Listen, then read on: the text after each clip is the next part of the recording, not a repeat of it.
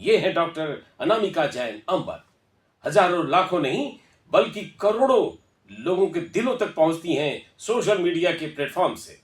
जुड़े रहते हैं हर लोग हर पल इनसे। स्वागत है अनामिका जी आकाशवाणी परिवार की तरफ से हमारे स्टूडियो में। बहुत बहुत धन्यवाद। एफएम रेनबो का बहुत धन्यवाद। अजीत चतुर्वेदी जी, आपका भी बहुत बहुत धन्यवाद। और जितने लोग इधर सुन रहे हैं और सुनने वाले हैं उन सबका बहुत आभार। सबसे पहला सवाल, एक इतनी खूबसूरत आवाज, एक इतनी क्रियाशील जीवन जीने वाली, एक रचना धर्मिता को निभाने वाली कवित्री, जिसे आज हिंदुस्तान का हर शख्स सुनना चाहता है, चाहे वो प्रधानमंत्री हो या मुख्यमंत्री हो, हर कोई जुड़ना चाहता है आपसे। ये आपने आरंभिक शिक्षा शुरू कहाँ से की?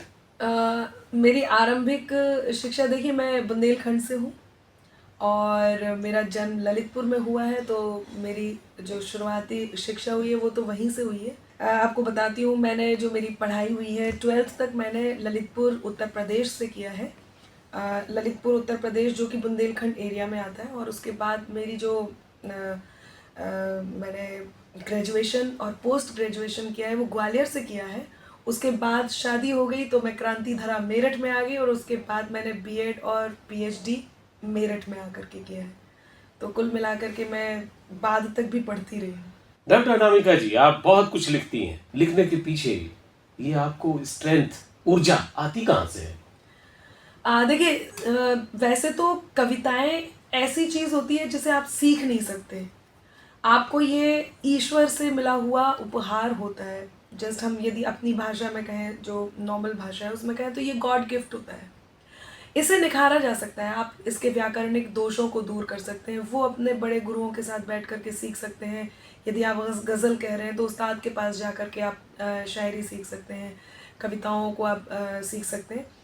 तो मैं ये तो नहीं कहूँगी कि इसे मैंने कहीं से सीखा है, लेकिन हाँ, ये ऊपर वाले ने दिया है और वही लिखवाता है, वही प्रेरणा देता है। हाँ, एक चीज़ हो सकती है जो आपकी प्रेरणा बनती है और वो है सच्चाई देख करके, सच्चाई लिख करके, सच्चाई को प्रस्तुत करने का जो एक उद्देश्य होता है, वो यदि आपके पास है तो आपको ये प्रेरणा मिलती है कि आपको लिखना है, कहना है। चलिए, हम आपसे बात तो अभी करते रहेंगे, लेकिन आपकी सबसे प्रिय रचना जो हम सुनाना चाहते हैं सभी सुनने वालों को।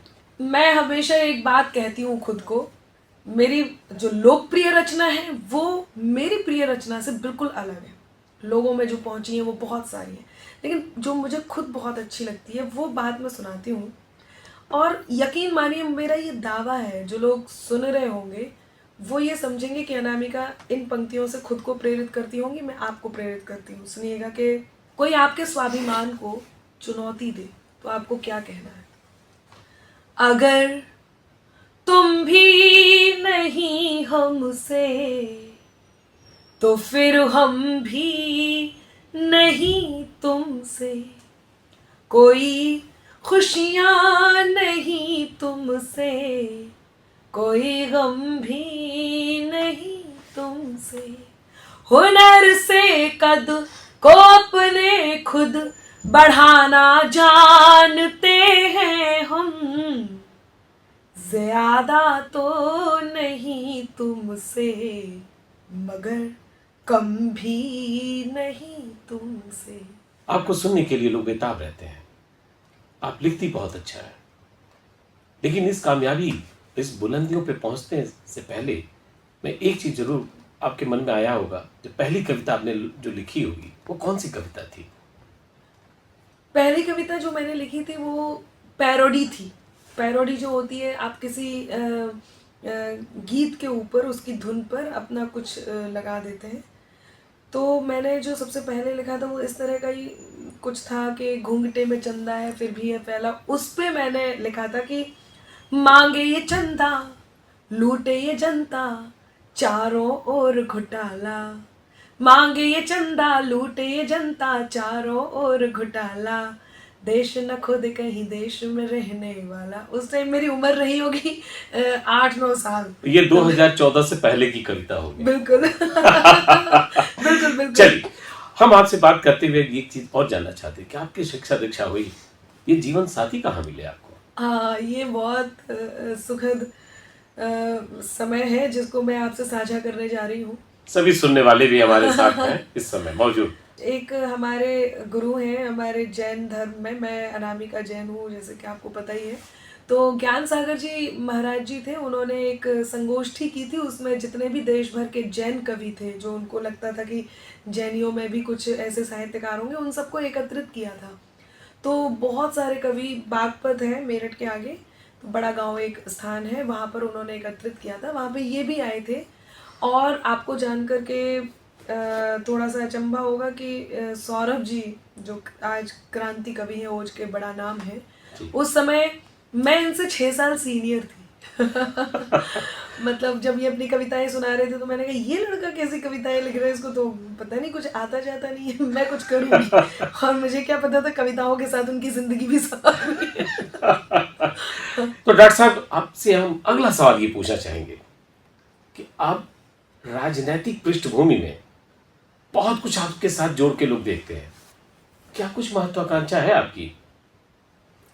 देखिए मैंने हमेशा खुद को एक बात कही है और सबको भी, कि बात में कुछ बात हो, वो बात होनी चाहिए, जीत होनी चाहिए या मात होनी चाहिए, और पीठ पीछे कुछ भी कहना तो बहुत आसान है, सामने से कह सको औकात होनी चाहिए। और जैसे कि मैं हूँ कि मोहब्बत शायरी में और हिंदुस्तान दिल में है। मेरी पंक्तियाँ हैं कि तुम्हारे दिल में रहता जो वही अरमान दिल में है, मेरा मजहब कोई भी हो मगर ईमान दिल में है, और अमीरी ये अता की है कलम देकर मुझे रब ने, मोहब्बत शायरी में और हिंदुस्तान दिल में है। तो मेरी शायरी में मोहब्बत है लेकिन हिंदुस्तान दिल में है। और हिंदुस्तान दिल में है इसका अर्थ ये है कि जब देश को, क्योंकि हम इस समाज का हिस्सा हैं, उस समाज का हिस्सा है जिसमें से हम एक व्यक्ति को चुन करके सेवक के रूप में उसे हम स्थापित करते हैं, और वो जन सेवक बन जाता है, और फिर वो जो कुछ करता है उसका असर हम पे पड़ता है। हम निस्संदेह। कवि हैं, हम पे असर भी पड़ता है, तो हमें वो अभिव्यक्ति की आज़ादी भी करनी होती है। और जब मैंने राजनीतिक पृष्ठभूमि पर कविताएं कहीं जो कि राष्ट्र हित में और देशभक्ति की ही थी, लेकिन वो किसी वर्ग विशेष को, लोगों को लगा कि इस तरह की कविताएं हुई हैं, तो जो वो मैंने जो कविताएं की उससे लोगों ने ये एक मानसिकता बनाई कि इसका अर्थ ये है कि अनामिका भी राजनीति में कदम रखना चाह रही है या रखने वाली है। तो आप किसी एक स्थान पर होते हैं जहाँ से आपकी आवाज़ चारों तरफ पहुँच, आप जितने ऊपर ऊंचाई पर होते हैं वहाँ से और चारों तरफ आवाज़ जाती है। और यदि आपको माइक्रोफोन मिल जाए, माइक मिल जाए, तो एक सहारा मिल जाता है। तो वो माइक्रोफोन, वो माइक, वो आपकी पावर है। वही बात एक रिक्शे वाला कहेगा कोई नहीं सुनेगा, वही बात यदि आप किसी स्तरीय स्थान पर बैठे हैं कहेंगे तो सुनेगा। हाँ, यदि मुझे देश की सेवा करनी है या राष्ट्रभक्ति की अपनी बातों को लोगों तक पहुंचाना है, या जो मैं करना चाहती हूँ वो करना है, उसके लिए राजनीति एक रास्ता हुई तो मैं ज़रूर चुनूंगी। चलिए, राजनीति का रास्ता होगा, लेकिन एक भारत को सशक्त बनाने के लिए राजनीति अगर करना भी है तो ऐसे भारत को जो विकसित भारत होगा, और जैसा कि हमारे प्रधानमंत्री जी ने भी कहा है कि 2047 एक विकसित भारत होगा, और यह ऐसा विकसित भारत होगा जिसे सारी दुनिया निगाह पर रखेगी, कुछ पाने के लिए, कुछ अर्जित करने के लिए। हमारे भारत भूमि को समर्पित रहती हैं इनकी सारी कविताएं राष्ट्रभक्त के लिए। डॉक्टर साहब, आपका नाम इसमें साहित्य जगत में बहुत कुछ खास बात के लिए चर्चा में है। आप गीत लिखती हैं मुक्तक में, हाँ, उसे गीत आधार मुक्तक कहते हैं। और इसको कहते हैं गीत आधार मुक्तक। जी, एक नई विधा जो लोगों को छू जाती है और बहुत ही लोकप्रिय है। आम आदमी अब आपके गीतों को गुनगुनाने लगता है। वो मुक्तक के लय में जो पढ़ते हैं ना, वो कुछ और ही गहरा प्रभाव देता है सामने सुनने वालों को। बिल्कुल। ये है देखिए, कि इसमें मैं बताती इस हूँ। विधा के बारे में। हाँ, मैं बताती हूँ। ये गीताधार मुक्तक है और ये एक नई चीज़ है जो मैं मंचों पर लाई हूँ। हमसे बड़े कवियों ने भी ऐसे प्रयोग किए हैं, लेकिन उन्होंने फिल्मी गीतों पर ये प्रयोग नहीं किए हैं। उन्होंने अपने से बड़े शायर की एक पंक्ति ली और उस पंक्ति को लेकर के उस पर गज़ल कही, मुक्तक कहे, कविता कही, और उसको आगे बढ़ाया। मैंने इसमें एक प्रयोग ये किया है कि लोकप्रिय फिल्म के लोकप्रिय गीत की एक पंक्ति लेकर के उसको शिल्प के साथ साध करके मुक्तक बनाया है। जैसे कि मैं अब एक आपको बताती हूँ, और बड़ा पुराना गाना है, जल्दी से यदि याद आ गया तो ठीक, वरना देखिएगा। वो लड़ना याद आता है, झगड़ना याद आता है।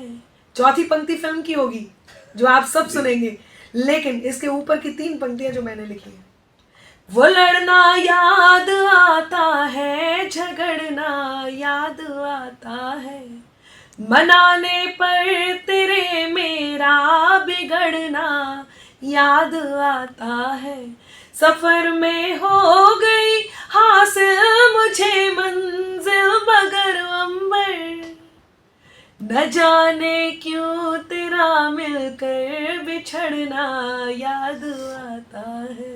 जो चर्चा हो रही थी गीत आधारित मुक्तक की, कुछ और भी उदाहरण जो हमारे सुनने वालों को गुदगुदा जाए। बिल्कुल। एक तो इतना प्यारा है नफरतों का भी एक जरिया, ध्यान से सुनिएगा, है नफरतों का भी एक जरिया, मोहब्बतों का सहारा दिल है, बदन फलक है तो इस फलक में चमक रहा एक सितारा दिल है, ना बोल पाए अगर ये आंखें, लबों पे खामोशियां भले हो, सुनाई देती है जिसकी धड़कन तुम्हारा दिल या हमारा दिल है, सुनाई देती है जिसकी धड़कन तुम्हारा दिल या हमारा दिल है। हमारे सुनने वाले आप विभोर हो गए होंगे, उनको लग रहा होगा कि